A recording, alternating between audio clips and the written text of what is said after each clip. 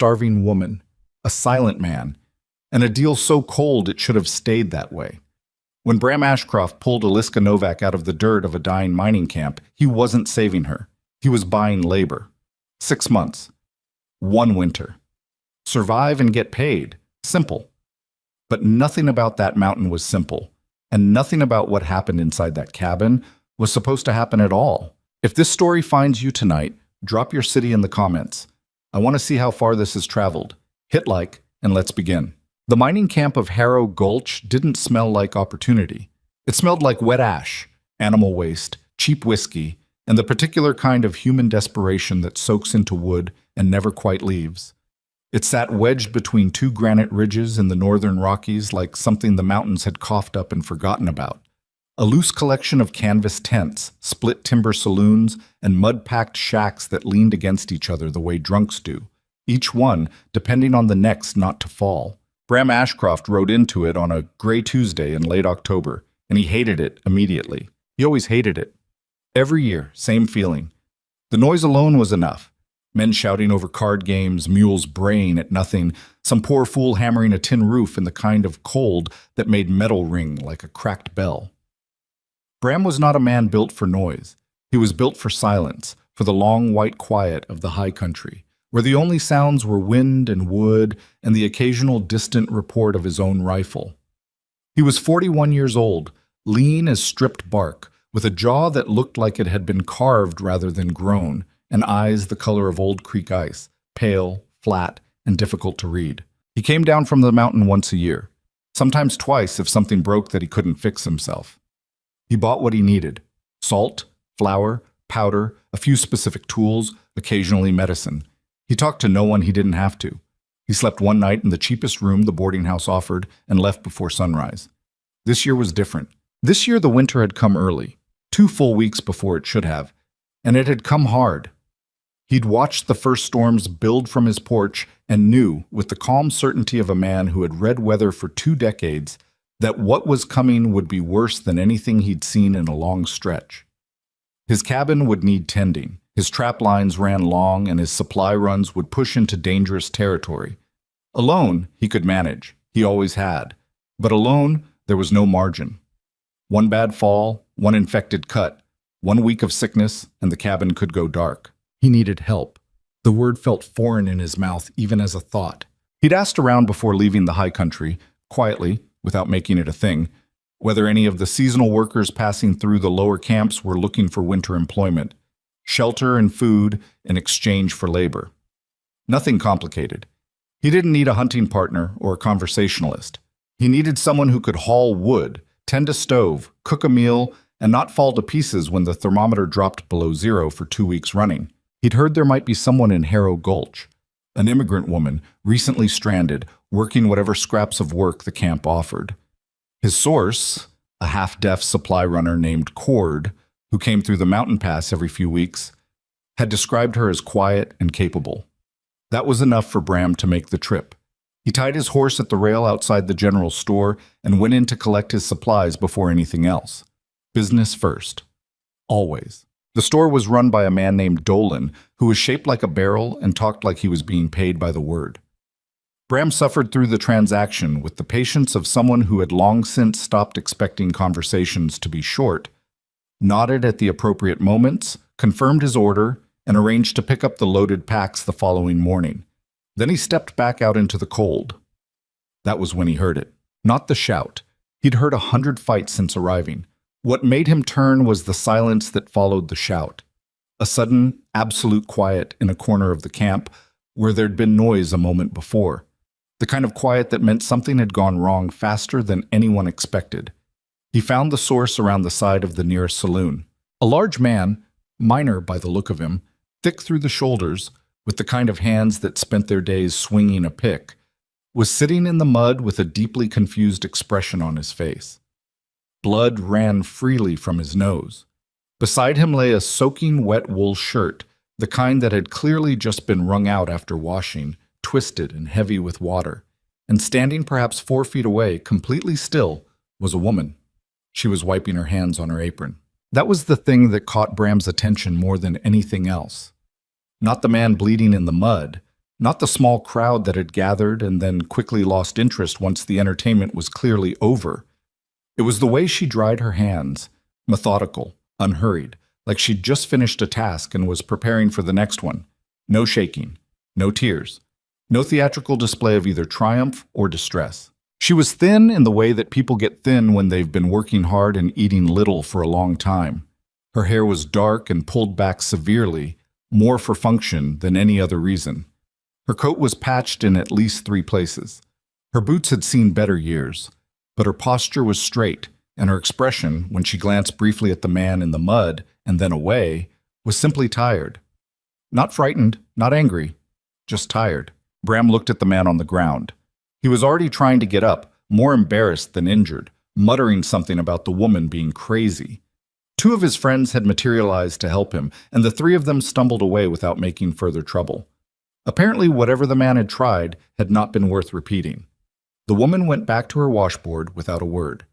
Bram stood there a moment, which was unusual for him. He was not a standing around type. Then he walked over. "You Aliska Novak?" he said. She didn't look up right away. She continued working the cloth against the board, her knuckles red from cold water, and then she did look up, directly at him, which most people didn't do on first meeting. He had a face that tended to discourage direct eye contact. "Who's asking?" she said. It wasn't quite a question.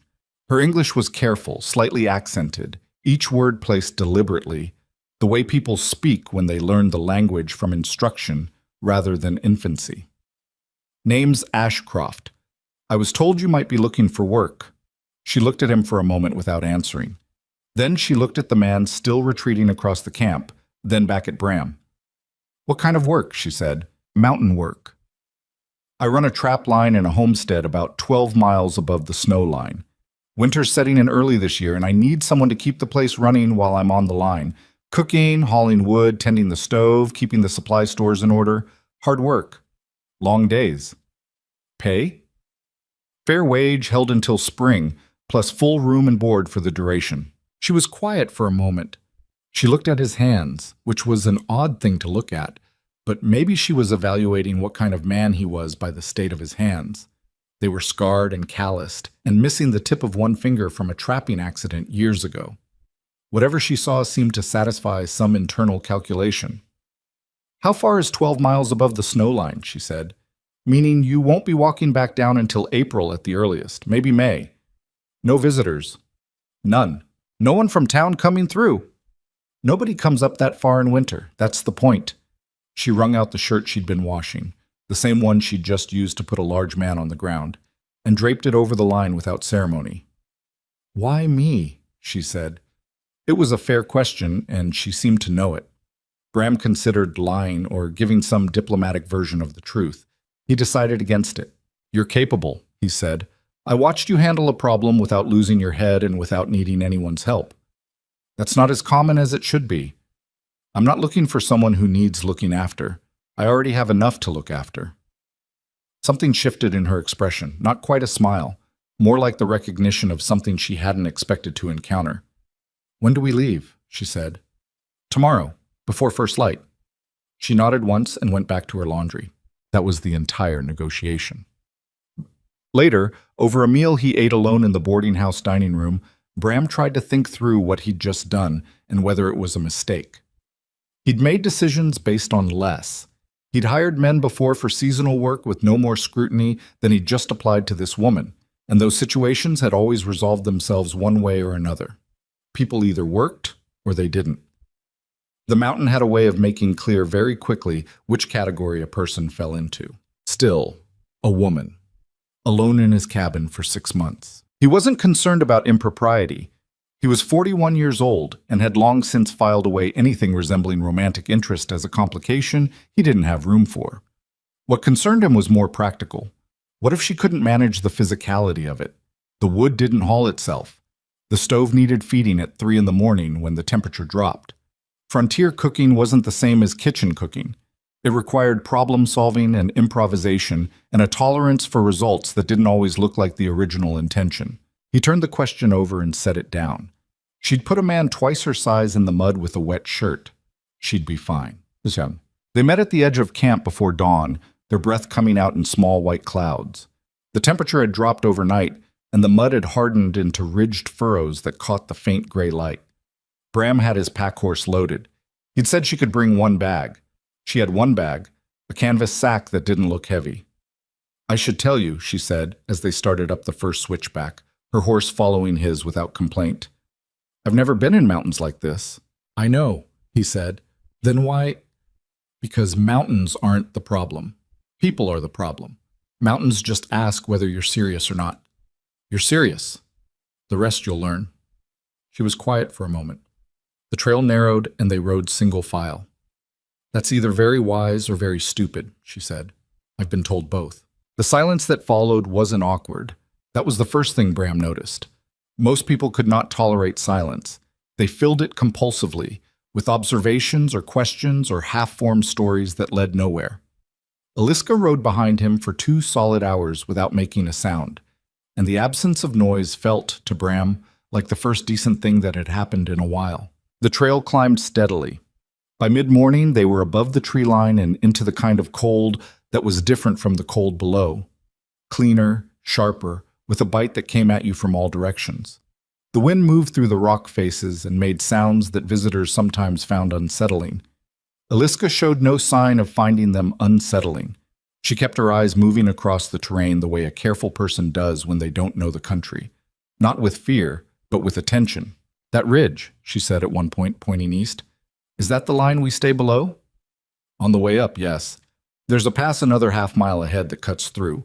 Once we're through the pass, the cabin is another 3 miles north." "I can't see it." "You won't until you're 50 yards from it. It sits in a fold in the terrain. Took me 2 seasons to find the right placement. Windbreaks on 3 sides." "You built it yourself?" "Most of it. Hired out the heavier log work the first year. Everything since has been mine." She absorbed this without comment, which he appreciated. Some people responded to that kind of information with excessive admiration, or worse, with the particular pity of someone who found solitude inherently sad. She did neither. She just cataloged it. They reached the cabin just as the light was beginning to go. It was not a romantic structure, it was a working structure. Low-roofed, chinked with dried clay and moss, a narrow porch that served more as a wind buffer than any decorative purpose. A woodshed attached to the left side, nearly full. A small outbuilding 20 yards east that served as the smokehouse and cold storage. The cabin door was heavy and double-latched. The windows were small and shuttered. Aliska stopped her horse and looked at it. Bram waited. "It's solid," she said after a moment. "Built to last, not to impress," he said. "Good," she said. "Impressive things fall apart in bad weather." He wasn't sure she meant it as a comment on anything beyond the architecture. He unloaded the horses and showed her inside. The interior was roughly 12 by 16 feet, which was more generous than it looked from outside. A stone fireplace on the north wall that also served as the cooking hearth, a cast-iron stove for secondary heat and additional cooking when needed. A workbench along the east wall. 2 separate sleeping areas divided by a hanging canvas partition. Basic but sufficient. Shelves of supplies, organized with a precision that surprised her, she could tell, by the way her eyes moved across them. "The partition goes both ways," Bram said, without particular emphasis. "I don't go through it unless there's an emergency, and I announce myself first. Same applies to you. Are we clear on that?" "Clear," she said. "Good. The stove needs feeding at 3-hour intervals minimum to keep the temperature livable on bad nights. There's a log beside the stove that marks the supply schedule. I'll go through it with you in the morning. Tonight we eat whatever's simple and get some sleep. We start work at first light." He cooked that first night because she didn't yet know where anything was. Salt pork and dried beans, with hardtack on the side and strong coffee. It wasn't a meal designed to be enjoyed. It was designed to be consumed. Aliska ate everything on her plate without comment and washed her own dishes before he had a chance to. "Where does the water come in?" she asked, looking at the covered barrel near the stove. "Spring melt catchment behind the cabin. Drains to that barrel through a pipe I laid 3 years ago. Runs most of the winter unless we get a sustained deep freeze. If the pipe freezes, we melt snow." "How often does the pipe freeze?" 3 times in 8 years. Maybe once this winter, with the cold coming early." She nodded, filing it away. He showed her the firewood stack, the kindling box, the The spare flint and steel in the tin on the shelf, the medical kit on the top shelf, contents and usage, briefly but clearly, and then the rifle mounted on the wall above the door. "Can you shoot?" he asked. "No," she said. "We'll deal with that later," he said. She didn't ask why later. She just said, "All right." The first week was an education in displacement. Eliska had been competent at most things she'd tried in her life. That was the difficulty.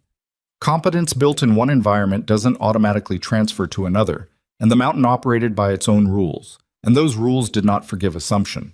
She burned the first 2 batches of biscuits because the stove ran hotter than any kitchen range she'd ever used. She underestimated the weight of a full water barrel and nearly dropped it on her foot. She spent an entire morning reorganizing the supply shelves before Bram quietly pointed out that his organizational system, while not immediately obvious, was specifically designed around what he needed to access fastest in poor visibility and low light. She apologized once. He waved it off. "You're learning," he said. "That's different from being careless." She restructured the shelves along his logic and didn't make that particular mistake again. By the second week, she had the stove schedule memorized and executed it without prompting, including the 3 a.m. feeding that most people, she suspected, would have slept through. She'd reworked Bram's cooking routine to yield more meals from the same supplies, not because he asked her to, but because she'd looked at the inventory and done the arithmetic and found room to improve the ratios. When he came in from the trapline one evening and found the evening meal was twice what he was used to, he looked at her. "Same supplies," she said, "better planning." He sat down and ate and said nothing, but she noticed he ate more than usual. They developed a rhythm, the way people do when they have to. It wasn't friendship exactly. It was something more functional than friendship, a mutual orientation around the work, a set of unspoken agreements about space and noise and expectation. Bram didn't explain himself and didn't expect explanation. Eliska didn't offer conversation for its own sake and didn't require it. When they did talk, it was usually about the immediate practical reality, weather coming in from the northwest, the state of the trapline's easternmost section, whether the smokehouse temperature needed adjusting. But sometimes, on the worst nights, when the wind threw itself against the cabin walls hard enough to make the shutters rattle and the fire worked twice as hard to hold the cold at bay, they talked about other things. Not much. Not in depth. But it happened. She told him one such night in late November that she had come from a small city in Central Europe, that her family had saved for 4 years to buy her passage, that she'd arrived in New York with a specific plan and a specific contact, and that the plan had collapsed within 2 weeks of landing when the contact, a distant cousin, died of a fever before she arrived. Everything after that had been improvisation. "Harrow Gulch was the end of the improvisation?" he asked. "Almost," she said. "I had maybe 2 more weeks before I couldn't afford to eat, and the options were getting narrower." She said it without self-pity, with the flat matter-of-factness of someone describing a logistical problem that had been mostly resolved. "What would you have done," he said, "if I hadn't shown up?" She looked at the fire for a moment. "Kept going," she said, "in some direction. There wasn't really another option worth thinking about." He nodded slowly. He understood this philosophy without needing it explained. He had lived by a version of it for most of his adult life. Not optimism exactly, but a refusal to allow the absence of good options to constitute permission to stop. He didn't say this out loud, but something in his posture changed slightly, and she may or may not have noticed. Well, December arrived with a cruelty that felt almost personal. 2 storms in 4 days, each one worse than the last. The second building on the debris of the first and driving snow so fine and hard, it found its way through gaps no one had noticed existed. Bram spent 3 hours one morning repacking the chinking around the north window with moss and clay, working in gloves with fingers that could barely feel the material. Eliska held the tarp that blocked the wind while he worked. Not because he asked her to, but because she'd seen the problem and solved the supporting role before he'd finished formulating the request. When they came inside afterward, both of them half frozen, she made coffee and didn't comment on the fact that his hands shook slightly while he wrapped them around the cup. He didn't comment on the fact that she'd lost feeling in her left ear and was pressing it against the warm side of the coffee mug to bring it back. Small dignities. The mountain life was built on them. By mid-December, the cabin had settled into its full winter character, which meant it was, depending on the hour, either brutally functional or quietly warm, with very little in between. On clear nights, the cold outside dropped to territories that would have seemed abstract to most people. Inside, the stove and fireplace working together kept the temperature inhabitable, and the smell of wood smoke and dried herbs, and occasionally something cooking filled the space in a way that was, against all reasonable expectation, sometimes almost comfortable. Bram was gone for long stretches. The trapline was extensive. He'd built it over 8 years of careful expansion, and servicing it required full-day efforts, sometimes overnight stays at the rudimentary shelter he'd built at the line's far end. When he was gone, Eliska ran the cabin with a precision that would have surprised anyone who hadn't seen her work. The stove didn't drop. The wood supply didn't deplete carelessly. The meals were ready at the right hours, even when there was no one to eat them yet. She'd taken to walking a short perimeter around the cabin each morning, learning the terrain close in, where the ground dropped unexpectedly, where the wind created ice sheets by dawn, where visibility fell away into nothing if the cloud cover was low. She wasn't sure why she did this. Something in her, maybe the same instinct that had kept her alive through 2 years of difficult improvisation, told her that knowing the ground underfoot was not optional. That instinct saved her life in early January, or rather, it didn't save her life, because her life wasn't the thing in danger, but it saved something else. She was hauling ice from the natural formation that had built up against the east wall, using it to supplement the water supply since the pipe had, as predicted, frozen 3 days earlier, when she heard the sound. Not the wind, not settling timber, something with intention behind it. She stopped moving. The sound came again, low, erratic, with the kind of hunger in it that changed the quality of silence around it. She set down the ice block very slowly and looked toward the woodshed. The coyote was large for its breed, underfed, which made it either cautious or reckless, and she couldn't immediately tell which. It had come around the far corner of the woodshed and was standing between her and the cabin door, maybe 15 feet away, looking at the same thing she was looking at, the wrapped pack of cured meat she'd left on the porch step while she gathered ice. 15 feet, door behind the coyote, ice block in her hands, nothing else within reach. The coyote looked at the meat. Then it looked at her. Its assessment of the two obstacles was visible and brief. It moved for the meat. Eliska moved at the same moment. She came in from the side, not from behind, because coming from behind a panicked predator that was small enough to be quick was a way to lose a chunk of your leg. She came in from the side and brought the ice block down hard on the animal's hindquarters, not its skull. She didn't have the angle. And when it turned and snapped at her, she stepped back once and then stepped in again with the block swinging like a club. The second blow connected with its shoulder and knocked it sideways into the snow. It scrambled. It ran. She let it go. She stood there for a moment, ice block still in her hands, breathing hard through her nose, watching the empty space where the coyote had been. Then she looked at the meat on the porch. Still there. She picked it up, went inside, and latched the door behind her. Her hands were shaking. That was the first time she let herself shake, since the mining camp. She stood at the kitchen shelf with her back to the room and let her hands tremble for about 30 seconds until they stopped, and then she put the kettle on and went back to work. Bram returned that evening after dark, stamping snow from his boots in the porch, and noticed the disturbed snow on the east side of the cabin immediately. "What happened out there?" he said, coming through the door. "Coyote," she said from the stove. "Came for the meat. I discouraged it." He looked at her. Then he looked at the ice block sitting near the door, which had a smear of fur and blood on one edge. "Are you hurt?" he said. "No." "It didn't." "I said no," she said. Her voice was even. "Supper's ready." He sat down. He ate. He looked at the ice block twice more during the meal, doing the reconstruction in his mind, working out the geometry of what she'd had to do with what was available. "Good thinking," he said eventually, coming from the side. "It seemed like the only angle that didn't end with me losing something." "That's correct," he said. He ate another spoonful. "Tomorrow I'll show you where I keep the spare axe handle. It mounts under the porch railing within reach of the door. Faster to get to if you're coming out from inside." She looked at him. "You should have shown me that before," she said. "You're right," he said. "I should have."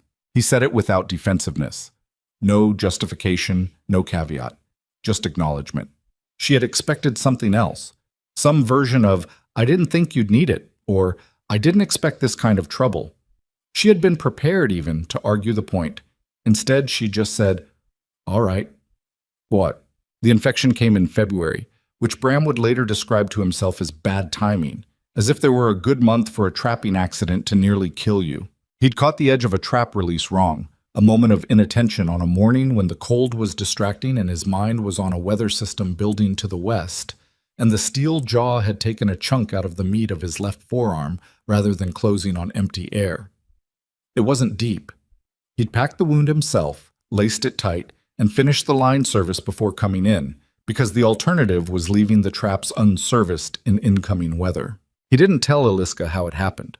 She found out anyway, 4 days later, when the fever broke his discretion and she came to his side of the partition in the early morning hours because she'd heard him moving strangely, not with the deliberate quiet of a man up for a routine reason, but with the uncoordinated, slow heaviness of someone not entirely present.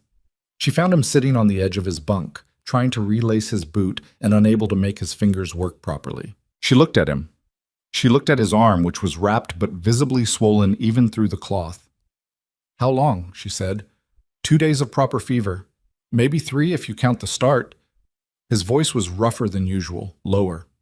Show me the wound. It's fine. Bram. Her voice was level. Show me the wound. He looked at her for a moment, the look of a man weighing whether to argue the point, and then he unwrapped the lace and began working the cloth loose from his arm. What she saw was not fine. She'd seen infections before. Working in the mines, living in camps, she'd seen what happened when wounds weren't cleaned right or weren't cleaned in time, when men worked through the early signs because stopping wasn't an option and then stopped permanently because they'd waited too long. This was early enough. She believed it was early enough. Sit back, she said. I can manage? You cannot manage, she said, with a patience that had iron underneath it. You're running a fever and your arm is infected, and I need you to sit back and let me work.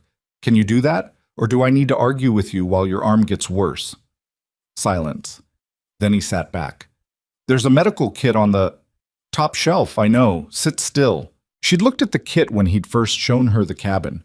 Really looked at it, the way she looked at anything she might eventually need. She knew what was in it.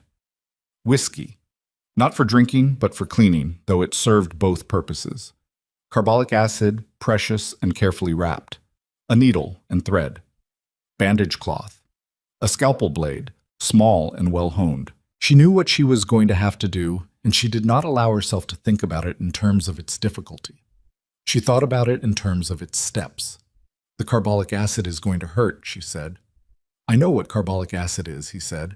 I know you know. I'm telling you so you're prepared, not so you can lecture me.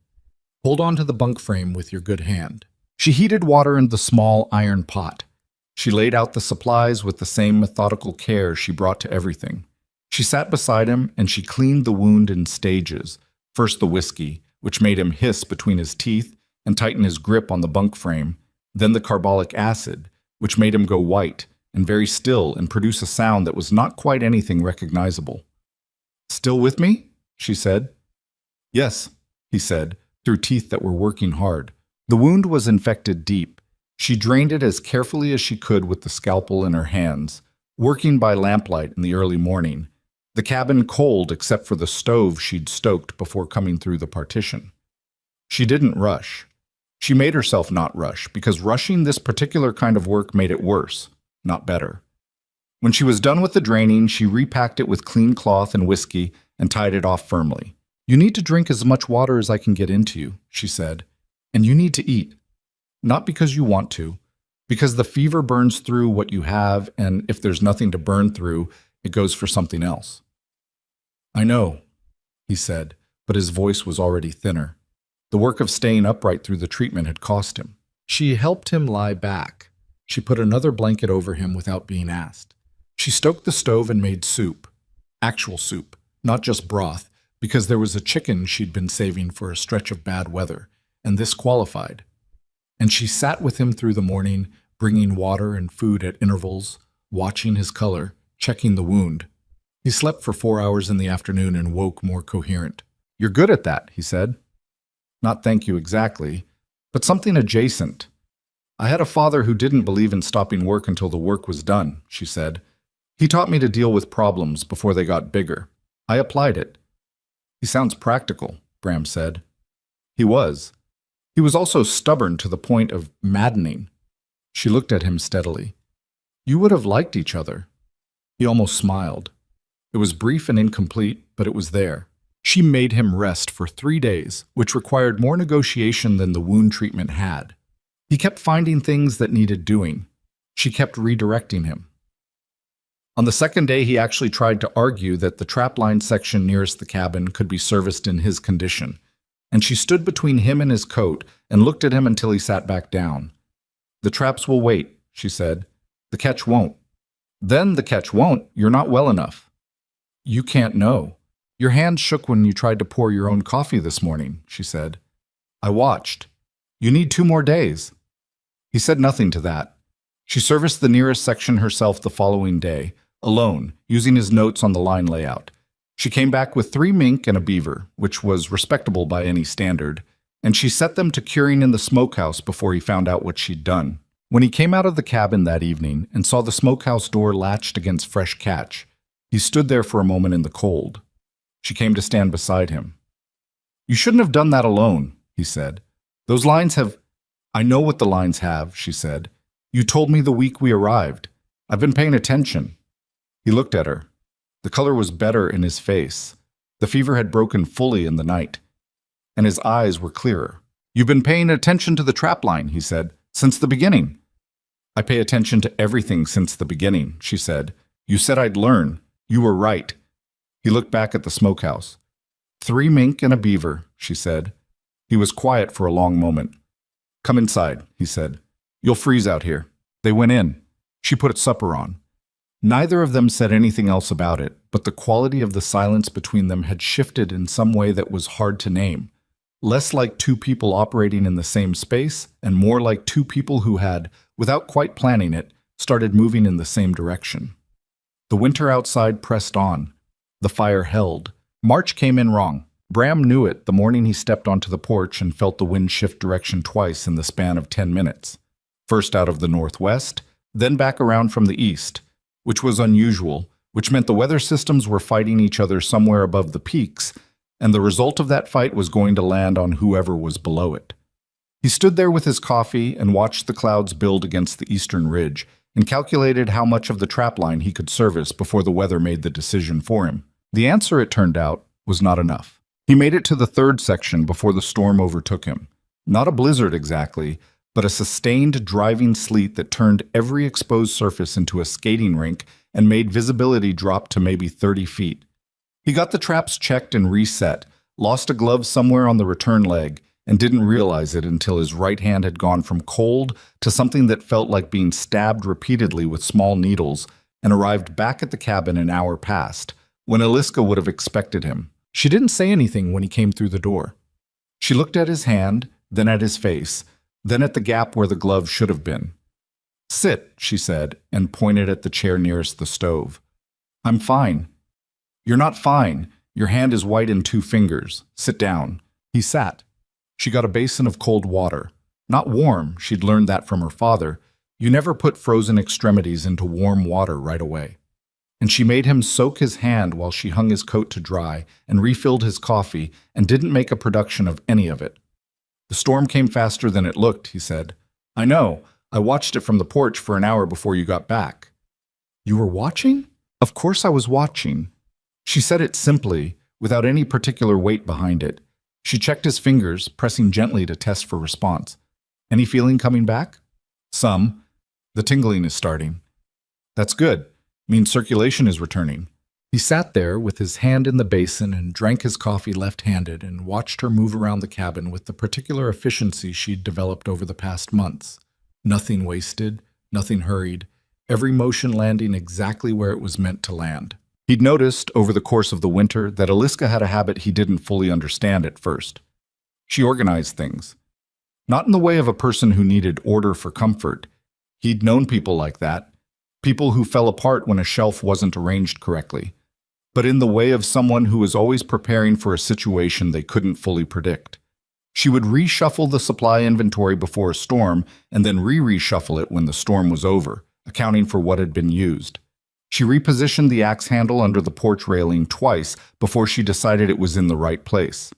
She kept a running mental count of the firewood in the shed and began cutting more when the count dropped below what she calculated they'd need for a bad week. He'd finally asked her about it one evening in February, and she'd looked at him like the question was only slightly less obvious than asking why people ate when they were hungry. Because the moment you need something and it isn't where it should be, she said, is never a moment when you have time to look for it. He thought about his missing glove and said nothing.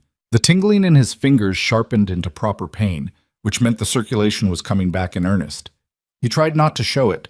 He was not particularly successful.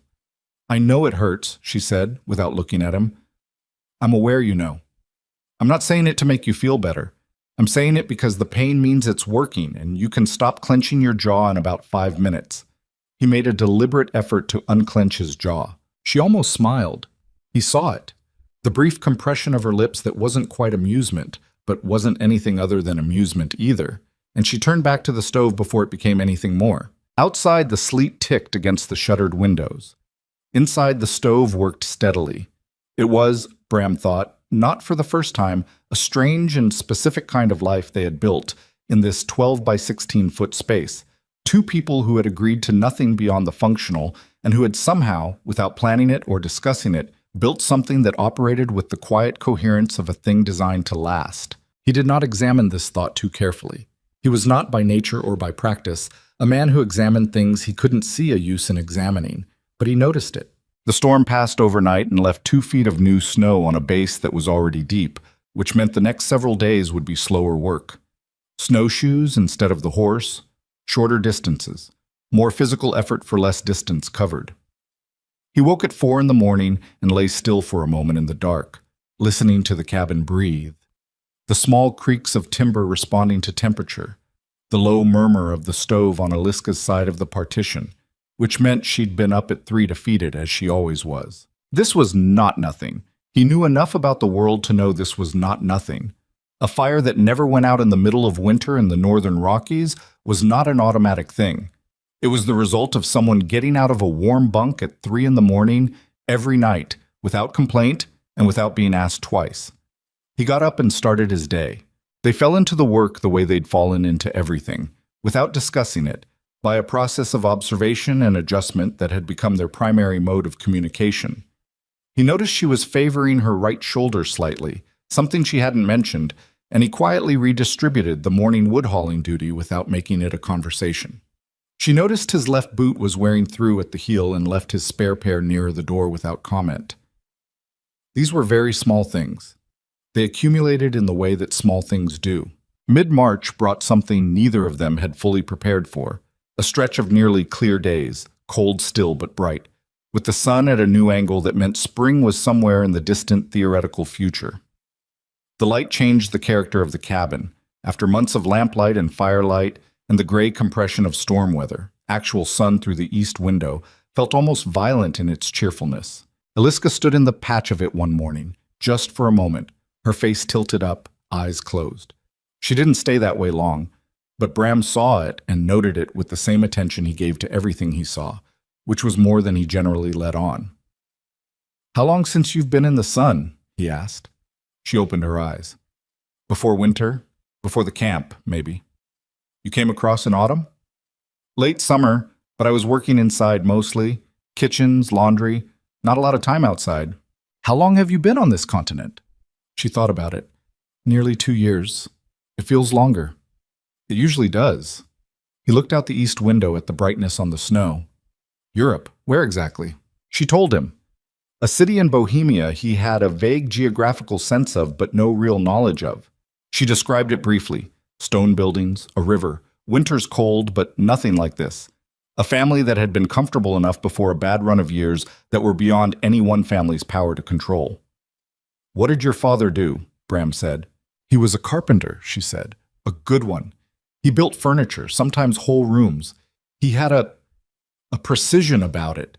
Things had to fit exactly or they didn't fit at all." She was quiet for a moment. He died 2 years before I left. Fever. I'm sorry, Bram said. He'd been sick a long time before that. The end wasn't a surprise. She said this with the particular steadiness of someone who had processed grief far enough that they could discuss it without it getting away from them. My mother and sisters were settled. There wasn't enough work for everyone, so I went. Just like that. Just like that, she said. There wasn't really a better option to spend a lot of time on. He recognized this logic because he'd applied his own version of it, at a different time and for different reasons. He'd left the town where he'd grown up at 22, with nothing particular in mind except the sense that the life laid out in front of him there was someone else's idea of a life, and not his. He'd ended up in the mountains by a process of gradual elimination that took several years and several intermediate places that weren't right. When he'd found the high country, he'd known immediately. Not because it was comfortable, it had never been comfortable, but because it made sense to him in a way nothing else had. He did not say any of this out loud. It was not the kind of thing he said out loud, but he thought about it while they were both looking at the snow-bright window, and the silence between them was the kind that had some content in it. Do you miss it? He asked. The city? Any of it. She considered this seriously, the way she considered most things. I miss my mother, she said. I miss my sisters. I miss the smell of the kitchen in the house I grew up in. I don't miss being cold and hungry in a country I didn't understand, which is what the last 2 years mostly were. She looked at the window again. I don't miss anything I had here, which isn't the same as not missing things. He nodded. Do you miss anything? She said. Have you been here the whole time, since you were young? Not the whole time. I was in other places. He paused. I had a wife. For a while. The information landed quietly in the room. She didn't push it. She didn't want the mountain, he said, after a moment. Not bitterly, just factually. She tried it for a season and she was honest about it. She wasn't made for this kind of life. We agreed on that. She went back down. I stayed up. He was quiet for a beat. It was a long time ago. We were both young, and neither of us really understood what we were agreeing to. Was it hard? Eliska asked. The leaving. All of it. He thought about this with more seriousness than the social script of such conversations usually required. The leaving was clean, he said. What was hard was the years after, when I had to figure out whether I was up here because I wanted it, or because it was the only thing I knew how to do. He looked at his coffee. I decided it was both, and that was enough. She was quiet for a moment. That's honest, she said. It's the only thing worth being, he said, and went to get his coat. The end of March brought the incident with the east fence, which would not have been an incident at all if Bram had been paying proper attention, and he knew it. He'd been repairing the fence line that marked the near edge of his property, more as habit than any real need, since no one was likely to come through in the remaining snow. When the post he was working on gave way unexpectedly, the frozen ground releasing it all at once instead of gradually. He went down with it, caught his boot in the hole, and felt something pull hard in his knee before he was even fully aware of what was happening. He sat in the snow for a moment, testing his weight on the joint.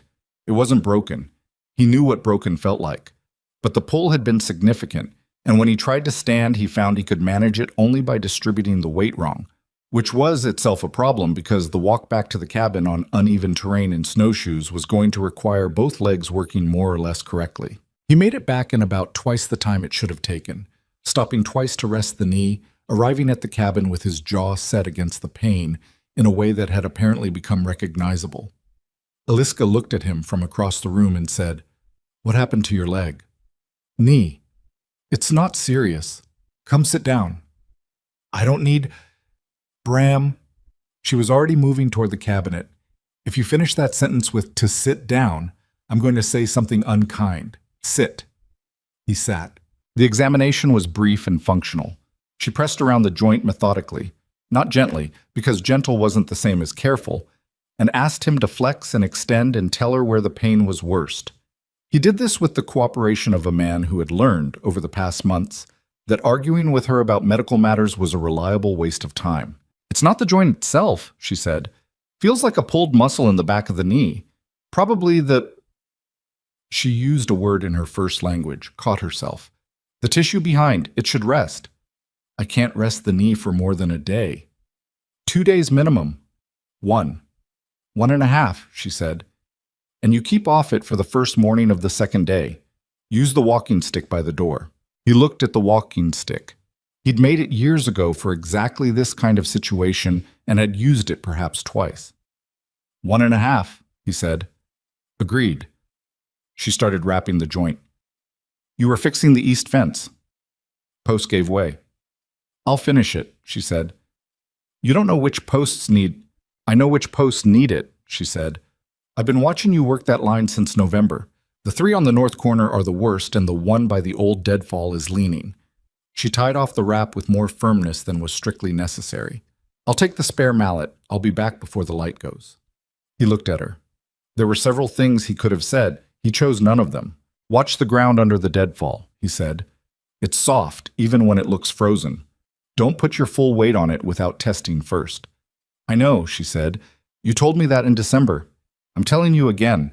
I heard you again, she said, and went to get her coat. She came back before the light went, with the fence repaired and her boots caked in snow, and the particular look of someone who has been working in cold air for several hours and found it, on the whole, not unwelcome.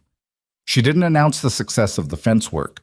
She just came in, knocked the snow from her boots, checked his knee wrap once without asking, and started supper. He ate with the walking stick propped against the table beside him, and didn't say anything for a while. Then he said, The deadfall? Soft, she said.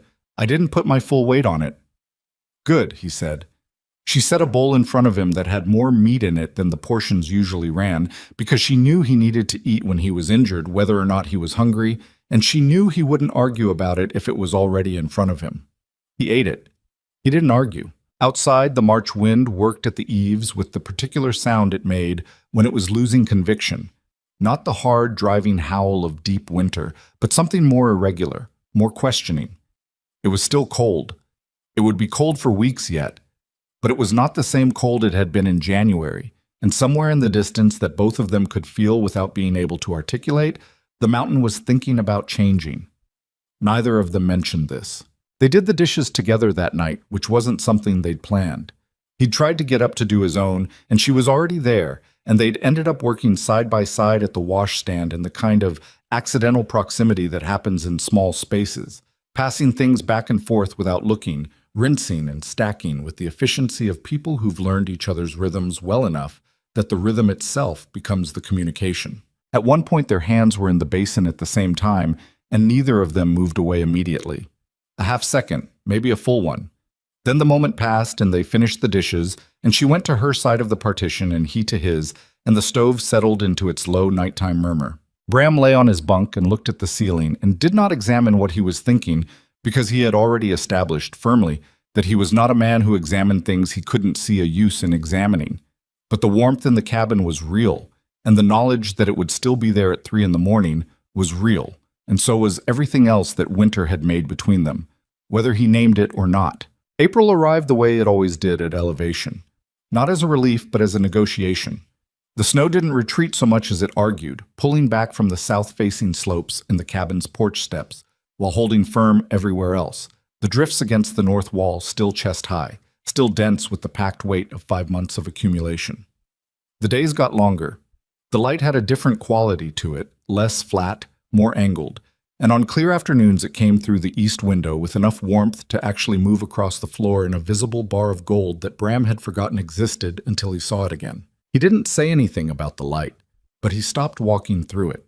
His knee had healed well enough. 2.5 days of rest instead of 1.5, because on the morning of the second day, Eliska had looked at the swelling and simply not moved his walking stick from beside the door, and he'd looked at her and done the math on whether it was worth the argument. It wasn't. He'd spent the extra half day sharpening every blade in the cabin that needed sharpening, which was a productive use of the time, and also something he could do sitting down without her being able to object to it. She hadn't objected. She'd watched him work for a moment from across the room with an expression he'd cataloged somewhere between approval and amusement, and then she'd gone back to her own work. That was March. April was different. Something had shifted in the cabin's atmosphere that Bram couldn't entirely account for, and didn't entirely try to. It wasn't tension exactly. It was more like the particular awareness of two people who had spent enough time in close proximity to run out of the easy distances, the polite gaps, the professional spacing, and were now navigating something more complicated without having agreed to navigate anything at all. He noticed things he had no business noticing, the way she pushed her hair back from her face when she was focused on something difficult, the specific sound of her moving around before dawn, lighter-footed than he was, more economical, no wasted steps. The fact that she laughed rarely, but when she did it was sudden and completely unguarded, nothing performed about it, and the first time he'd heard it, over a batch of biscuits that had come out shaped like nothing recognizable, he'd felt something shift in his chest that he'd subsequently refused to investigate. The rifle was what broke things open between them.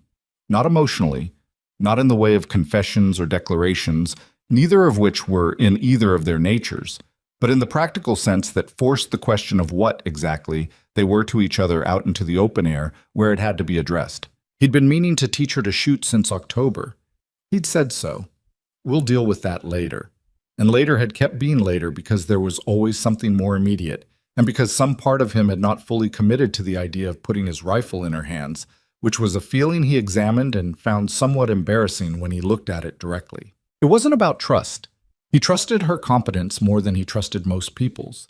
It was something else. The rifle was his, specifically, a relationship between a man and a tool built over 15 years of use, and teaching her to use it felt like an acknowledgement of something he hadn't decided whether to acknowledge. He came to the decision the way he came to most decisions, by looking at the facts and finding that only one conclusion made sense. They were 6 weeks from the snow breaking enough for travel. In those 6 weeks, anything could happen. He knew this better than anyone. The previous spring, he'd had a confrontation with two men who'd gotten confused in the passes and ended up at his cabin half-starved and more dangerous for it. The spring before that, a bear had come out of winter hungry enough to try the cabin door. The mountain in spring was not safer than the mountain in winter. In some ways, it was less safe because winter kept most threats frozen and spring thaw released them all at once. He could not always be between Aliska and whatever came. He'd already demonstrated this more than once. So on a clear Wednesday morning in early April, he took the rifle down from above the door and he said, "Come outside." She looked at the rifle, then at him. "Now?" she said. "Good visibility. Not too cold. Now's as good as it gets." She put on her coat. He'd done this before, taught other people to shoot, back in earlier years when he'd had occasion to. He knew the sequence. Safety first, mechanics second, position third, sight picture fourth, trigger last. He knew how to explain it. What he hadn't anticipated was how difficult he'd find it to simply hand the rifle over. He stood behind her and talked her through the grip and the stock position, and when she raised it to her shoulder, he reached forward to adjust the angle and stopped himself, and she noticed. "You can correct the position," she said. "I won't be offended." "I know you won't," he said. "Then, the stock is too long for you," he said. "You're compensating. You need to bring your cheek further down to meet it, but the geometry is wrong for your reach." He took the rifle back, looked at it. "This is built for my frame. The pull length is wrong for you." "Can I still shoot it?" "Yes. It'll be less accurate and the recoil will catch you wrong. But you can fire it." She held out her hand for it. He gave it back. They spent 2 hours on the basics. She was not a natural shot. She said so herself, without apparent distress, as a factual observation. But she was an attentive student who understood immediately that the variables she could control were position, breathing, and trigger squeeze, and she focused on those with the same methodical attention she brought to everything else. By the end of the first session, she was hitting the mark reliably at 30 yards. "Better than I expected," he said. "What did you expect?" she said. "Less consistency," he admitted. "Most people fight the recoil. You don't." "Fighting it doesn't change it," she said, handing the rifle back. "It just makes you tense before the thing you're trying to do. That doesn't help." He cleaned the rifle that evening and sat with it across his knees for a long time, turning something over in his mind. Then he opened the toolbox and took out his smallest plane and his measuring rule. She was across the partition. He could hear her moving, the soft sounds of her evening routine, which he now knew as well as his own. He laid the rifle stock across the workbench. He worked for 4 hours. When he was done, the stock was shorter, not drastically, but precisely. by the measurement he'd taken in his head that afternoon while watching her shoot. It would change the pull length. It would correct the geometry. It was irreversible. You could not put wood back once it was gone. And the rifle had been his for 15 years, and the thought of what he was doing with it had never occurred to him in any context before today. He set it down and looked at it in the lamplight. It didn't feel like a sacrifice. That was the strange part. It felt like a correction, like he'd noticed something that wasn't right and fixed it, which was what he did with every problem that came in front of him. He told himself this and went to bed. He showed her in the morning without explanation, just handed her the rifle and let her bring it to her shoulder. She felt the difference immediately. He saw it in her posture, the way the stock settled correctly against her cheek without the compensatory angle she'd been using. She lowered it and looked at the stock. "You shortened it," she said, "adjusted the pull length." "You adjusted your rifle," she said, and the careful neutrality in her voice told him she understood exactly what that meant, even if she wasn't going to make more of it than he put there. "It's more useful to both of us this way," he said. She looked at the rifle for another moment. Then she raised it to her shoulder again and put the front sight on the distant pine he'd been using as a target marker and was quiet for a long breath. "Thank you," she said, and she didn't mean for the rifle. He knew she didn't mean for the rifle. "We'll do another session tomorrow," he said. "Longer range." She nodded and handed it back, and neither of them said anything else about it. The longer range session came the following afternoon, and it was during this session, with Eliska lying prone in the snow and working through sight corrections at 60 yards, that Bram first heard the sound that didn't belong. He'd been watching her through a routine that required concentration and silence, so he almost dismissed the noise as wind through rock formations. Then he heard it again, not wind, which was consistent, but the irregular sound of something moving through snow under its own direction. Too heavy for an animal at this range. He put his hand on her shoulder. She stopped moving immediately. He put one finger to his lips. She nodded. They stayed still. The sound continued, resolved itself. 2 sets of footsteps, both uneven, the particular rhythm of people who were exhausted and cold and moving as fast as their bodies would allow, which wasn't fast enough. Bram's hand was already near the rifle. Then the voice came, ragged, wind-shredded, calling out toward the cabin. "Hello, the house. We need help. We're not armed." Bram looked at the direction. Eliska read his face and got to one knee, the rifle across her lap. "Stay here," he said quietly. "Keep that in hand." "I'm not staying here," she said. "I'm asking—" "I heard you," she said. "I'm coming. 2 people are easier to read than 1. He looked at her. He didn't have time to argue it, and she was not wrong. They came around the north side of the cabin together, Bram in front, and found 2 men at the porch steps in a condition that told its own story. Gaunt-faced, several days of bad weather, and insufficient food in their bearing, boots wrong for mountain terrain, clothes that had been adequate for lower elevation but not for what they'd been through. One of them was supporting the other, who had gone beyond exhaustion into something approaching shutdown. "We came up from the South Pass," the first man said. His name, he said, was Aldrin. He didn't offer the other man's name right away. "We were heading for the Clement mine. 2 days in the wrong direction, and then the weather—" He stopped. "I know how this looks." "How does it look?" Bram said, "like 2 drifters showing up to a remote cabin with a story." "That's what it looks like," Bram said. "What is it?" "The same thing," Aldrin said, with honesty that was either genuine or very well performed. "We don't want trouble. My partner can't walk much farther. We need water and a place to get warm for a few hours." Eliska was standing to Bram's left and slightly behind, the rifle at her side, not raised, but present. Bram looked at the 2 men the way he'd looked at problems his whole life. Not with fear, not with charity, but with a cold assessment of the variables.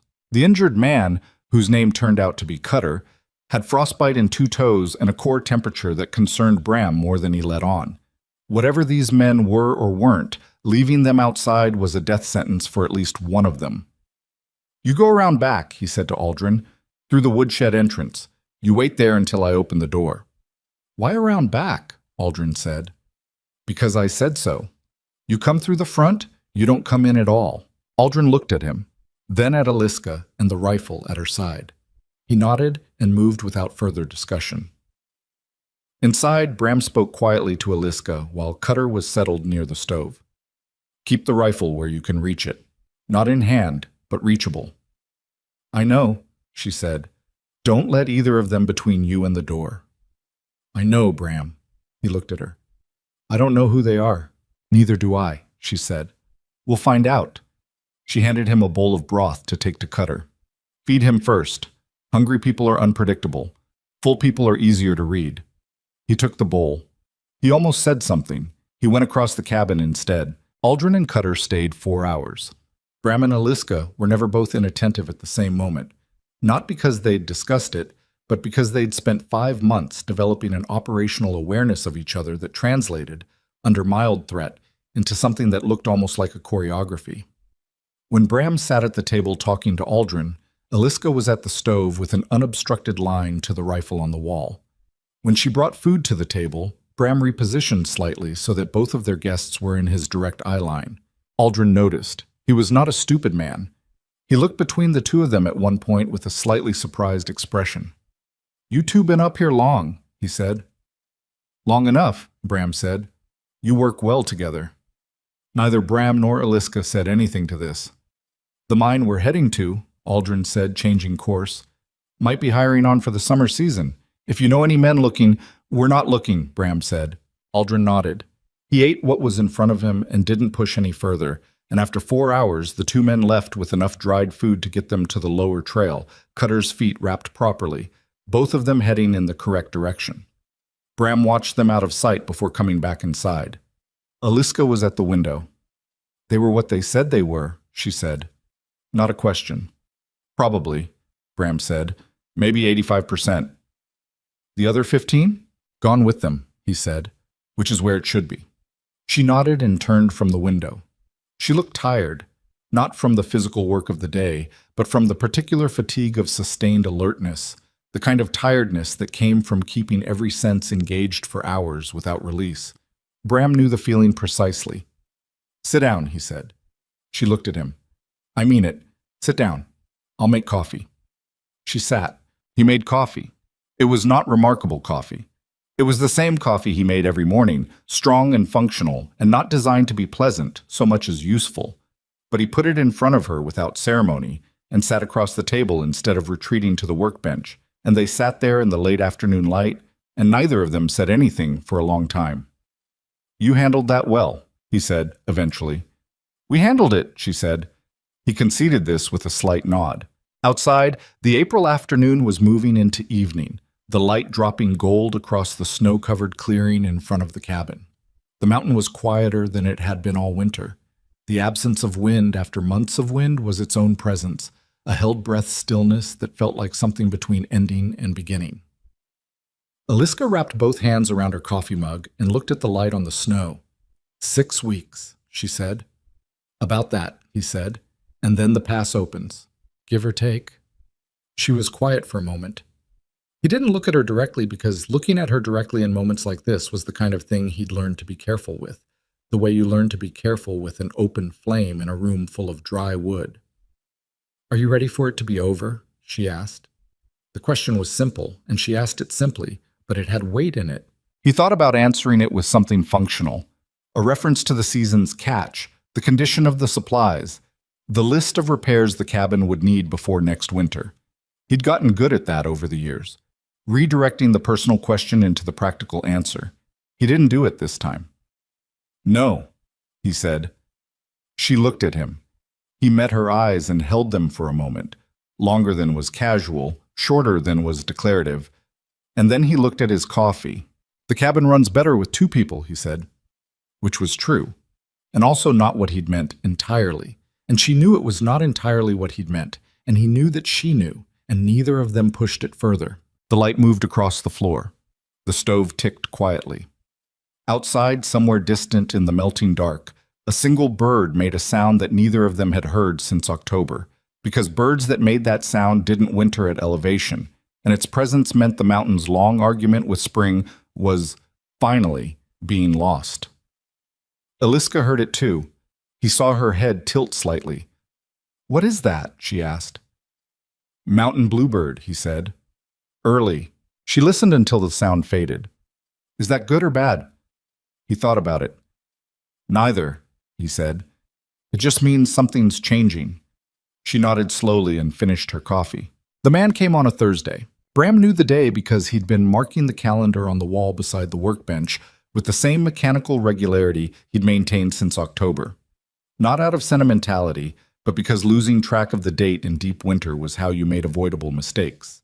Missed the window for critical supply runs, miscalculated how much firewood you had left against how many cold nights remained. The mark for Thursday, April 17th, was the last thing he'd made that morning before going out to check the trap line's northern section, which had been running light, and he wanted to know why. He'd been gone since before sunrise. Eliska was alone when the stranger appeared at the tree line. She'd been splitting kindling on the porch.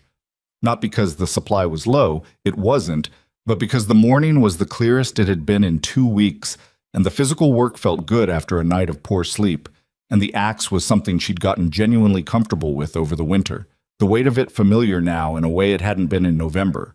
She heard him before she saw him.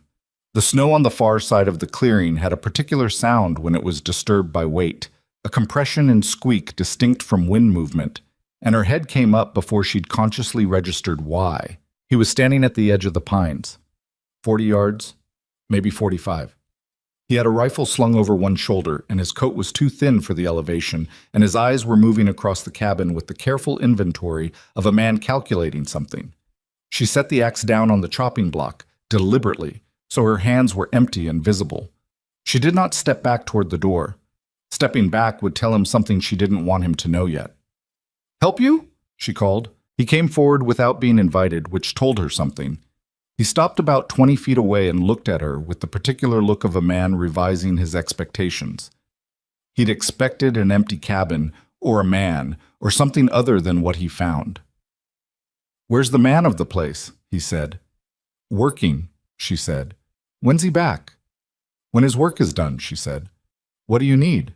He wasn't young, late 40s maybe, with the weathered look of someone who'd spent a lot of years outdoors, and not all of them productively.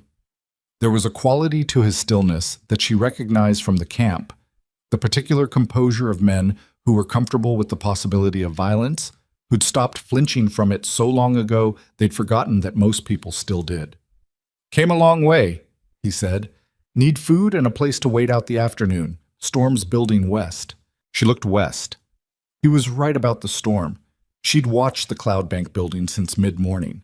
But people who were simply desperate and cold didn't lead with questions about when the man of the house was coming back. They led with the cold and the hunger. "I can give you food," she said. "You can eat it out here. I'll bring something." His expression shifted. Not angry yet. The precursor to it. "Seems unfriendly," he said. "I'm a woman alone in a remote cabin," she said. "Unfriendly keeps me safe. You do the same." He looked at her for a long moment. Then he looked at the cabin door. Then back at her. "What's in there worth keeping a man out in the cold for?" he said. "Privacy," she said. She went inside. She moved fast, took the rifle from above the door first, checked it by habit and muscle memory now, the shortened stock fitting perfectly against her palm. She put it beside the door frame where she could reach it with one step. Then she put cold biscuits and a piece of dried meat on a cloth and went back to the porch. He hadn't moved. That was the one sign of patience she couldn't decide how to read. She held the food out. He took it. He ate standing up, looking at the cabin, and she stood on the porch and watched him eat without pretending not to watch him. "You been up here all winter," he said between bites. "That's not your business," she said, "just making conversation." "You're not," she said. "You're asking how long you've been traveling and whether you're too far up to run into anyone who knows this place. The answer to both questions isn't something I'm going to give you." He stopped chewing, looked at her with something new in his expression. Not respect exactly, but a recalibration. "You're sharp," he said. "Finish your food," she said. He finished it. He handed back the cloth with a deliberateness that might have been politeness or might have been a reason to step closer. And she took it without stepping toward him, let him close the gap if he chose to, kept her weight on her back foot, kept her body between him and the door. He did step closer, 2 feet. "I need more than food," he said. His voice was different now. The conversational layer was gone. "What you need and what you're going to get aren't the same thing today," she said. "You should start back down before the weather closes in." "Or," he he said. I go inside and see what's worth keeping to myself. You won't, she said. Why not? Because the man who lives here is going to be back in the next 2 hours, and whatever you're thinking about doing takes longer than 2 hours if you want to come out of it walking. He looked at her, testing the truth of it. And, she said, there's a rifle inside that door that I know how to use. I learned this winter. I'm not a natural shot, but I'm accurate enough at this distance, and you're standing close enough that it doesn't matter much whether I'm natural or not. It was a long silence, the kind that had decisions in it. He looked at the door. He looked at her. He looked at the distance between himself and the tree line. And he was doing his own mathematics. She could see it, weighing what was known against what wasn't. And men like this, she knew from hard experience, did not generally gamble on unknowns when they were already operating at a disadvantage. He took a step back. Tell the man of the place a traveler came through, he said. His voice was flat. I'll tell him, she said. He went back to the tree line without hurrying. She watched him go, and she watched the trees after he disappeared into them for another 20 minutes, marking his direction of travel by the occasional movement in the upper branches, confirming he was continuing west and not circling back. Then she went inside, and she sat down in the chair nearest the stove, and she let her hands shake for 30 seconds. Then she got up and went back to the kindling. Bram came back in the early afternoon. He came through the porch and saw the axe still on the chopping block and the cleared area around it, and read something in the arrangement. The track patterns in the snow, slightly different, facing directions that didn't match a normal morning's work. He looked at Aliska. What happened? He said. She told him. All of it, straight through, without embellishment or minimization. He stood in the doorway through the whole account without moving, his coat still on, listening with the particular focused stillness of a man running an assessment. You didn't let him in, he said when she finished. No. You put the rifle by the door? Yes. And he left. West, along the ridge line. He's not coming back, not today. I don't know about later. Bram came inside and closed the door and stood at the window for a moment, looking at the tree line. You handled that right, he said. I know, she said. I want to know who he is. I don't know everyone who comes through the mountains, Bram said. You know the types, she said. What was he? Bram thought about it. Opportunist, he said. Looking for an easy mark. Undefended cabin, early spring, the kind of place that's been stocked all winter and the owner might be getting careless. He's not the first I've seen come through in late April. He turned from the window. They usually go around places that look occupied and defended. You gave him the clear picture on both counts.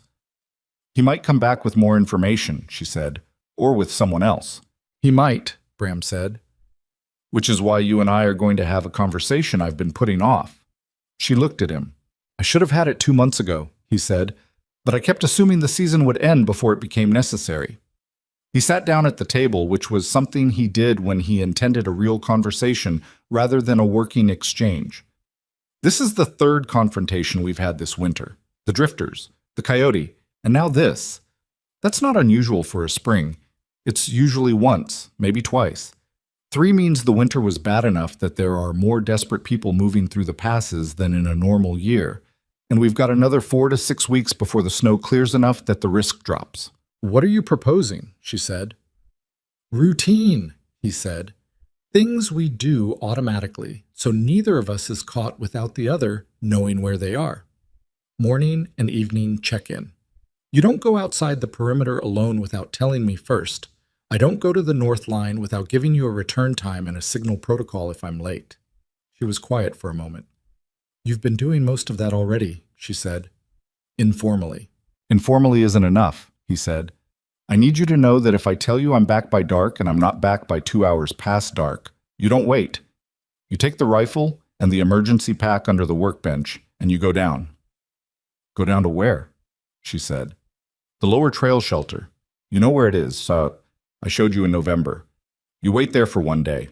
If I'm not there in 1 day, you keep going to Harrow Gulch. She looked at him steadily. And if something happens to me, she said, what do you do? The same, he said, roughly, except I'm better suited to dealing with the mountain end of it. You mean if I'm taken, she said, not just delayed. His jaw tightened slightly. Yes, he said, That's what I mean. Then say it directly. If you're taken, he said, I come after you. That's not a conversation. That's a fact. She held his gaze. He held hers. There was nothing romantic in the moment. It was the opposite of romance, actually, because it was entirely serious and the thing being said was not a feeling but a commitment. And commitments in this place meant something because the mountain had a way of collecting on them. All right, she said. I'll take the protocols. Good, he said. He stood and went to the workbench and pulled out a piece of paper, and they spent the next hour writing down what they'd agreed, in practical terms, every contingency they could think of, the procedures they'd follow, and the order of decisions. It was not a beautiful document. It was a functional one.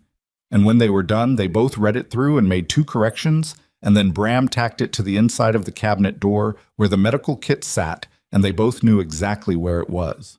The near stranger had done them a service, in a way, forced explicit what had been operating on assumption. The following day was harder in the way that days after threats sometimes were. A particular flatness, a hangover from sustained alertness. Aliska moved through her work with a quietness that Bram recognized as her version of processing something difficult. He gave her the space, which was the appropriate response, and focused on the practical work of reinforcing the latch on the woodshed door and moving certain supplies closer to the exit points in a configuration he should have done in October. Late in the afternoon, she came and stood beside him while he worked the woodshed latch, and watched him for a minute. I want to go over the rifle protocol again, she said. He stopped what he was doing. Not because yesterday shook me, she said quickly, and then stopped. Actually, yes, because yesterday shook me. A little. I handled it fine, but... She paused. I want to be better prepared than fine. He looked at her. She was being honest with him in a way that cost her something, and he registered this without making it a production. Tomorrow morning, he said.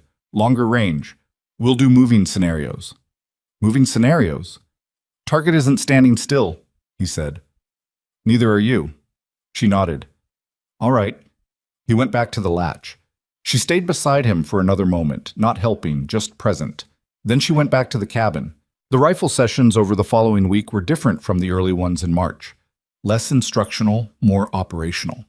Bram set up scenarios that required actual decision-making, target at unpredictable angles, multiple objects in the field of view, movement at different speeds. She missed more than she hit in the first 2 sessions. By the third, she was hitting consistently enough that he stopped counting misses. You're rushing the sight picture when you're moving, he said one afternoon, crouching beside her in the snow while she lay prone. You're trying to fire at the same moment you stabilize. You need 1 full breath after you stop moving. 1 breath feels like a long time, she said. It is a long time, he said. Use it anyway. She tried it, 1 breath after stopping. The next 3 shots landed exactly where they were supposed to. Better, he said. You could have told me that in March, she said. You weren't ready for it in March, he said. In March, you were learning to hold the rifle. You can't learn everything at once. She rolled onto her side and looked up at him. How do you know when someone's ready? He thought about it. When they stop thinking about the mechanics, he said. When the mechanics become automatic and the thinking goes to the problem instead. You weren't there in March. You're there now. She was quiet for a moment. Then she said, Is that how you decided I was ready to know about the emergency protocols? When I stopped thinking about the basics?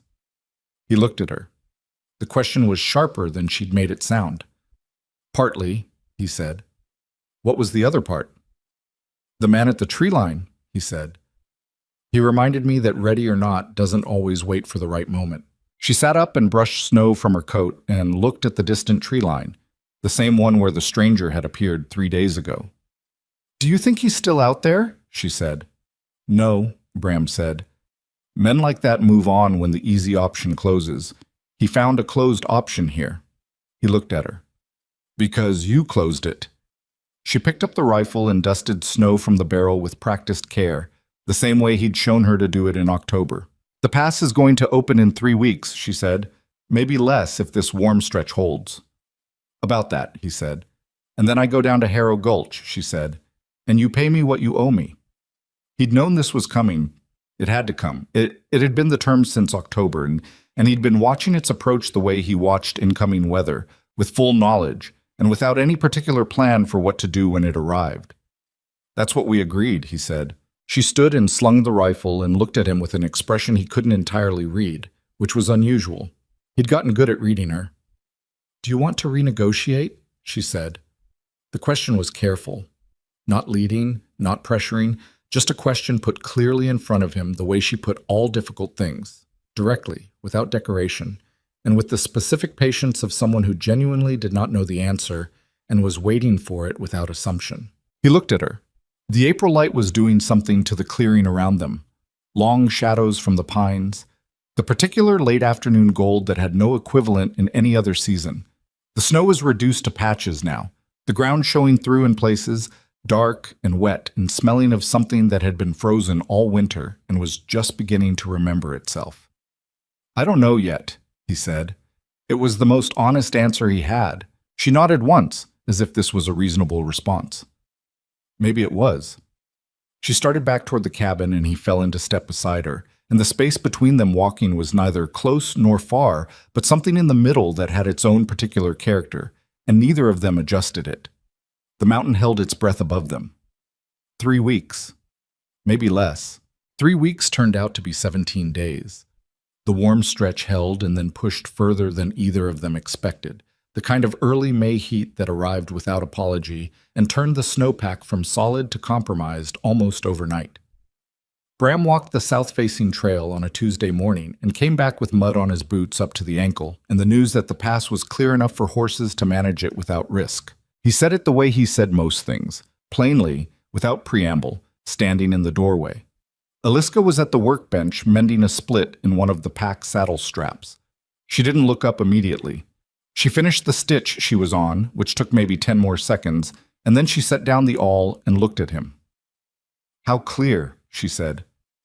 Clear enough, he said. We could go day after tomorrow. All right, she said. She picked up the awl again and went back to the strap. He stood in the doorway for a moment longer than the conversation required, and then he went to check the horses. The following day they packed. This was a practical and mostly silent operation that didn't have much room for anything but itself. The winter's accumulated catch needed to be loaded. The cabin needed to be secured against the empty months ahead. The horses needed proper preparation for the descent. There was a checklist, and they worked through it, as they'd worked through everything, by a division of labor that had long since stopped requiring any discussion. But there were moments in it, small ones. She found the emergency protocol document still tacked to the inside of the cabinet door and stood looking at it for a moment before unpinning it. He saw her fold it carefully instead of throwing it away and put it in her coat pocket, and he said nothing about this. He took the rifle down from above the door and broke it down for travel, wrapping each piece with the cloth he used for long hauls. She watched him from across the room, and when he set it on the pack pile, something crossed her face that she didn't give words to, and he didn't ask for. The night before the descent, they ate well. The last of the better stores, things she'd been rationing since March, now freed from the necessity of preservation.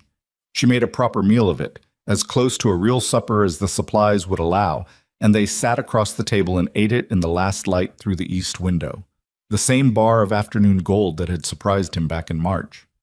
I've been thinking about your question, he said. She looked up. You asked if I wanted to renegotiate, he said. 3 weeks ago. I remember, she said.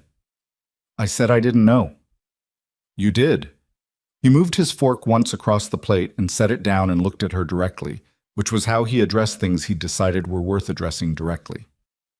I know now, he said. She waited. I want you to stay, he said. Not on the same terms. Different terms. Better ones. He paused. But I'm not going to tell you what those terms should be. That's your part of it.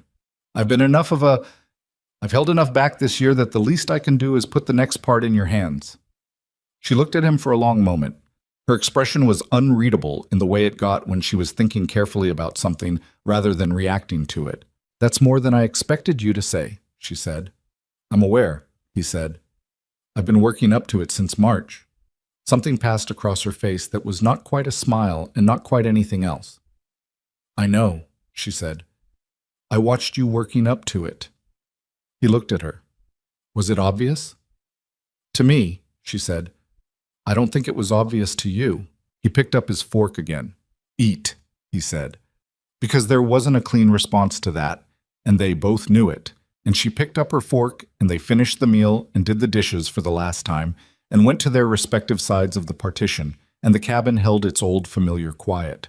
He lay on his bunk and looked at the ceiling. He thought about what she'd said. "I don't think it was obvious to you." And he thought about how accurate that was, and how long he'd spent in this particular life developing a very thorough understanding of the visible world and a nearly complete blindness to the interior one. He'd understood the mountain from the first year. He'd understood trapping lines and weather systems and the behavior of animals under stress and the properties of frozen wood and the specific silence that preceded an avalanche. He'd built a life of expertise from the outside in, from the observable to the known. What Eliska had done without trying and without asking permission was reverse the direction. She'd come at him from the inside out, from the small daily observations, the way he moved when he was in pain, the way his voice dropped when something genuinely troubled him, the fact that he expressed care through labor rather than language. She'd assembled an understanding of him that was more accurate than anything he'd achieved about himself in 41 years. This was, he thought in the dark, either the most alarming thing that had happened to him or the most necessary. He couldn't fully separate those two possibilities and stopped trying. He was asleep before he resolved it, which was probably for the best. They left at first light. The descent was harder than the ascent had been, which was always the way. The mountain gave nothing for free in either direction. The horses were careful on the softened trail, each step considered, the weight of the loaded packs requiring constant adjustment on the switchbacks. Bram went first and Eliska followed, the same configuration as the climb in October, but the silence between them was nothing like that earlier silence. That silence had been the absence of anything. This one was full. Halfway down, where the trail widened at the granite shelf and both horses could walk abreast, she came alongside him without prompting, and they rode the flat stretch side by side. He didn't comment on this. Neither did she. They passed the snow line. The air changed, got thicker, wetter, smelling of pine sap and mud, and the particular organic richness of a mountain in spring that had nothing in common with winter's clean cold. Bird sounds came back. Not just the bluebird, but a full spectrum of them, overlapping, the mountain advertising its recovery to anyone who would listen. "It's louder than I remember," she said. "Everything's loud after winter," he said. "You adjust back." "I'm not sure I want to adjust back," she said. She said it simply, not as a complaint. "To the noise." "To all of it," she said. "The noise is just the part I notice first." He looked at her. She was watching the trees, and the light was different down here, softer and more complicated than the clean elevation light, and it did something to the lines of her face that he registered and cataloged alongside everything else he'd spent 6 months cataloging without permission from himself. "You said better terms," she said, not looking at him, "before we left. What do you mean by better?" "Equal," he said. "Not employer and hired hand, that's done. It doesn't fit what happened this winter, and it would be dishonest to pretend it does." "Equal how?" she said. "Equal in the decisions," he said, "about the cabin, the land, the trap line, what we do with it, and what we build on it." He paused. "Equal in everything that matters, which is most things." She was quiet for a long stretch of trail. He let the quiet be. "You're not good at saying what you mean," she said. "I know," he said. "You're getting better." "Marginally?" he said. "Marginally is enough," she said. "I'm not looking for a man who says everything perfectly. I've met men who say everything perfectly. They were the ones who kept promising things they didn't deliver." She looked at him then. "You don't promise things." "No," he said. "But you deliver them," she said. "That's the difference." He thought about the rifle stock under his workbench plane, the 2.5 days of rest instead of 1.5, the emergency protocol document written out and tacked to the cabinet door, the 4 hours of firewood she'd found split and stacked on her side of the porch one morning in January that he'd never mentioned. Small things, a whole winter of them. The language of two people who expressed themselves in action because words were insufficient or unavailable, or both. "What do you want, Eliska?" he said. "Specifically, don't let me define it for you." She thought about this for a while. He gave her the time. The trail narrowed and they went single file for 100 yards, and then widened again, and she came back alongside him. "I want to go back up," she said, "at the end of summer when the stores are restocked and the repairs are done. I want to go back up for another winter." She paused. "Not as your housekeeper, as your partner. I want to learn the full trap line, not just the near sections. I want to know this mountain the way you know it, and I want to be useful to it, and I want—" She stopped. "Say the rest," he said. "I want to stop being careful," she said. "I've been careful for 2 years. In the camp and in the cabin and in every conversation we've had since October. I'm tired of it. I want to be somewhere I don't have to be careful about what I am." He heard this clearly. All of it, including the part that was about more than the mountain. "You don't have to be careful with me," he said. "You haven't had to be careful with me since November. You chose to be, and that's yours. But I want you to know that's not something I require." She looked at him for a long moment. Her expression was open in a way he hadn't seen it before, not unguarded exactly. She was always precise, always present, but unbuttoned in some way, the careful professional surface she maintained with most of the world set aside. "I know," she said. "That's why I said it."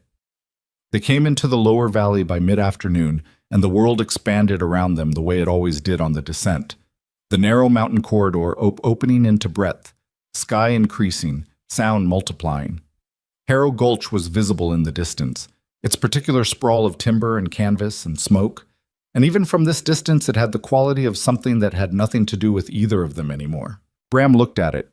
He'd been looking at Harrow Gulch for 20 years, and it had always represented the same thing, the necessary transaction with the world below, endured and completed and left behind. He'd never wanted to be in it longer than he had to be. He glanced at Eliska.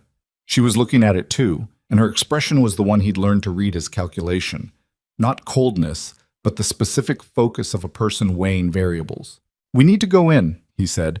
"I need to settle accounts with Dolan and pick up the spring supply list. He stopped. "I need to collect what you owe me," she said, "and then decide what to do with it." "Yes," he said. They rode the rest of the way without speaking. Harrow Gulch received them the way it received everything, with indifferent noise and the smell of wet wood and commerce. Dolan was at his store, as he'd been in October, and seemed mildly surprised to see both of them arrive together and apparently intact. "Survived the winter," Dolan said, which was his version of welcome. "Survived it fine," Bram said. He put his supply list on the counter and started the accounting. Dolan worked through it, and the numbers came out, and Bram settled what he owed, and then he paid Eliska. The agreed wage in full, 6 months, in coin rather than scrip, because scrip was only useful in Harrow Gulch, and he wasn't going to constrain her options. She held the money without counting it. She looked at it in her palm. "That's what we agreed," he said. "I know," she said. "It's more than I expected it to feel like." He waited. She looked around the store. Through the window she could see the main street of Harrow Gulch, the same street where she'd been wringing laundry in October, the same mud and noise and desperate industry. 2 women were coming out of the boarding house across the way. A mule was being led toward the hitching rail. Everything exactly as she'd left it, and completely foreign. "I'm going to see if Dolan has what's on the winter supply list," she said. He went still. "Next season's supply list," she said, looking at him. "The one you've been building since March." He looked at her. "I haven't given you that list," he said. "No," she said, "but you left it on the workbench last week and I read it." "You read my supply list." "You leave it sitting out," she said. "I read things that are sitting out." She turned to Dolan. "Do you have a catalog?" Dolan, who had been following this exchange with the carefully neutral expression of a man who had learned that whatever happened in his store was better observed than participated in, produced a catalog from under the counter. She went through it methodically. Bram stood beside her and watched her finger move down the columns, checking items against a list that lived in her head rather than on paper, pulling what she needed and setting it aside with the same efficient precision she'd brought to everything since October. After a moment, he reached over and pulled the catalog to his side and found the section on tools. She glanced at him. "You need a better axe," he said. "The one at the cabin is starting to develop a crack in the handle." "I noticed that in February," she said. "So did I," he said. "I kept forgetting to put it on the list." "I didn't forget," she said. I just wasn't sure if it was my list to add to. He looked at her. Something shifted in his chest that he'd stopped pretending wasn't there. It's your list, he said. It has been for a while. She held his gaze for exactly 1 second. Then she pointed to the axe entry in the catalog. The heavier one, she said, not the camp model. I know how to use it now. The heavier one, he confirmed and marked it down. They spent 2 hours in the store. They ate at the boarding house that evening, a proper meal, with other people around them, which felt strange after 6 months of their own company, the noise and proximity of strangers registering as a kind of low-grade interference. They sat across from each other and ate and talked less than usual, which was saying something, but the silence between them in a room full of other people had a different quality from the cabin's silence. It was private rather than simply quiet, a space they carried with them that the noise of the world couldn't quite reach. A man at the next table tried to strike up a conversation with Aliska about work opportunities in the camp. She answered him politely, with the particular economy of someone who was not interested in continuing the conversation, and he got the message and returned to his own meal. Bram watched this and said nothing. He was trying to recruit you, he said afterward. I know, she said. What did you think about it? She looked at him across the table. I thought that if I wanted to work in a mining camp laundry, I wouldn't have spent 6 months learning to shoot at 60 yards and service a trap line in 2 feet of snow, she said. I didn't come down the mountain to go back to what I was doing when you found me. No, he said. You came down to resupply. Yes, she said. And the corner of her mouth moved in the way it did when something was slightly funny, and she wasn't going to make more of it than it was. Exactly that. They left the following morning before the camp was fully awake, which was how Bram preferred it, and which Aliska had adapted to without complaint in October and had not readapted away from in the intervening months. The horses were loaded with the winter supplies. The morning was clear and cold in the particular way of early May at elevation, the sky a hard, specific blue. At the edge of camp, where the trail began its first serious climb, Bram stopped his horse. Aliska came alongside him. He was looking up at the mountain. She looked at it too. From here the peaks were still white, the snow line still far down their flanks, the high country still fully locked in winter.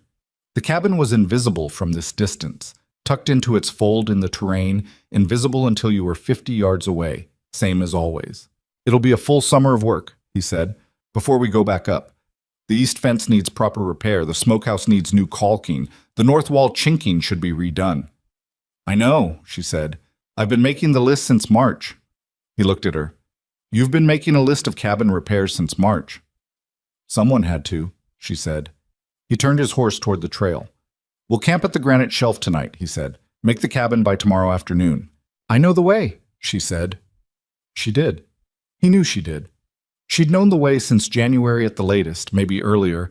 The mountain's geography absorbed into her the same way everything else had been absorbed.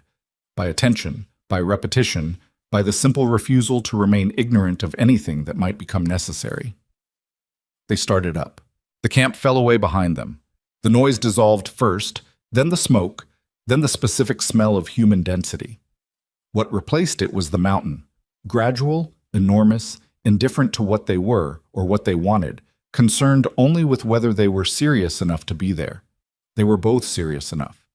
They had been for a long time. What Bram had thought he wanted when he'd ridden into Harrow Gulch in October was a pair of working hands and 6 months of not having to do everything alone. What he'd gotten was something he didn't have a clean word for. Not romance, which implied something easy, and not partnership, which was accurate but incomplete, and not family, which was a word he'd given up on years ago. What it was closer to the thing he'd found in the mountain itself at 22. Something that made sense to him in a way almost nothing else did. Something that didn't require him to be different than he was in order to function. He'd spent 41 years being himself in a world that found him difficult. He'd largely stopped apologizing for it, and largely stopped expecting it to change. And then a woman had walked into his winter with a wet wool shirt and a complete absence of tolerance for either self-pity or unnecessary risk. And she'd spent 6 months demonstrating, through the plainest possible evidence, that difficult wasn't the same as wrong. He didn't say any of this out loud. He was not built for that kind of speech, and she wasn't waiting for it. That was the thing about her. She never waited for the declaration when the fact was already visible. She read the facts. She'd been reading them all winter. The trail climbed. The horses found their rhythm. Ahead, the mountain rose into the blue May sky with the impassive authority of something that had been there long before either of them and would be there long after. And the space between Bram's horse and Aliska's was neither close nor far, but precisely what it had become over 6 months of shared survival. Comfortable, calibrated, and entirely deliberate on both sides. "Bram," she said, about a mile up. "Yeah," he said. "Next winter," she said. "I'm taking the north section of the trap line." He looked at her. "The far end," she said. "You always do it alone and it takes you 3 days and you come back half frozen every time. 2 people split it in a day and a half." He thought about it. "It's hard going on the far ridge," he said. "I know," she said. "I've been reading your notes on it since December." He faced forward again. The trail narrowed and they went single file, same as always. "All right," he said. "We'll work out the route this summer." "I already have a route," she said from behind him. He almost smiled. It was the same almost smile from February, incomplete and brief. "Of course you do," he said. She didn't answer this, which was its own kind of answer. Above them the mountain waited, patient and enormous, holding the winter in its heights, while the lower slopes came slowly back to life. The cabin was up there somewhere in its fold of terrain, dark and closed and full of the specific silence of an empty space waiting to be inhabited again. The stove cold, the partition canvas still, the supply shelves in their particular order. His logic and her refinements combined into something neither of them had designed alone. They would be there by tomorrow afternoon. They would reopen the shutters and light the stove and unpack the new supplies, and the cabin would fill again with the sounds and smells and specific gravity of 2 people who had learned each other in the hardest possible school and had not, in the end, found each other wanting. It was not a perfect life. It never had been, and it wouldn't become one. The mountain didn't offer perfection. It offered difficulty and the occasional brutal satisfaction of surviving what it threw at you. The cabin would need work all summer, and the summer would be short and the winter would come back hard, same as always. There would be arguments they hadn't had yet, and problems they couldn't anticipate, and days when the cold and the isolation pressed on them in ways that even 6 months of preparation hadn't fully covered. But the fire would hold. It had held all winter, through every hard night, through fever and injury and strangers at the tree line, and the long grinding work of survival in a place that didn't care whether you made it. It had held because one of them was always awake at 3 in the morning to feed it. That was the whole of it, really. That was the thing no one told you about building a life alongside someone. It wasn't the grand decisions that held it together. It was the 3 a.m. ones. The ones made in the dark, alone, when no one was watching and there was no particular reward for getting it right, except that the fire stayed lit and the cold stayed out, and the person on the other side of the partition could sleep through the night without knowing how close the cold had come. Aliska had made that choice every night for 6 months. So had he. They rode toward the mountain together, and the trail rose ahead of them, and the sky was the hard, specific blue of a day that had decided to be clear, and neither of them looked back.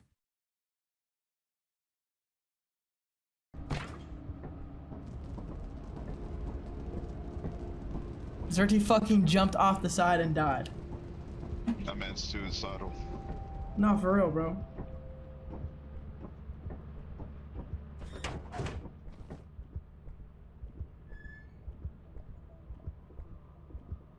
Didn't even give life a chance, bro. Holy fuck. Yeah, we up. Yo! I got shotgunned. There was a nutcracker? He blew my shit straight off. We gotta get a shotgun, bro. A cracker, there's a thumper, and the girl was chasing me all at the same time. Dude, I've been wanting to go to bed for so long, and I'm like, surely we'll die soon, right? Surely. James can pause the run. No. No. This motherfucker. So...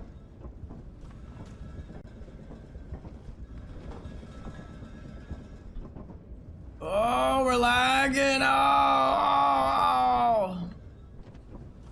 Oh. Oh. Dude, this map must be fucking ginormous to be lagging my game out. Okay, Chandler, I bought a couple shovels. Can you grab them when they touch down? We're gonna use them to kill the Nutcracker next quota. Is it stormy? It's oh, stormy. shit. Whatever. As if you just died off rip. That would suck balls.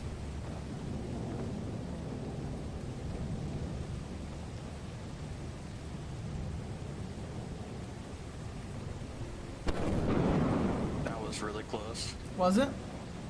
Yes. I'm not even scared, bro. Ben, come with me, I bro. kinda hope it hits me.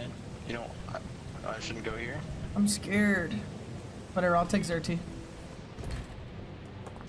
Xerty, you're not exactly a comforting figure, though.